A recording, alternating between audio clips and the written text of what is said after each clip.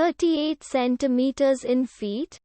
First of all, we need to know the value of 1 centimeter in feet.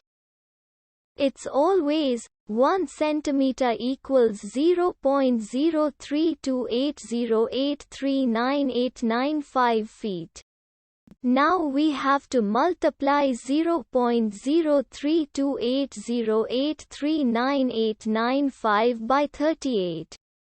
Therefore, 38 centimeters times 0.03280839895 feet equals 1.246719161 feet.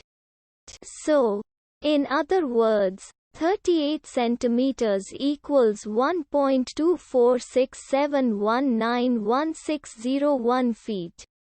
We hope you have enjoyed this video. Please like and subscribe to our channel for more videos like this.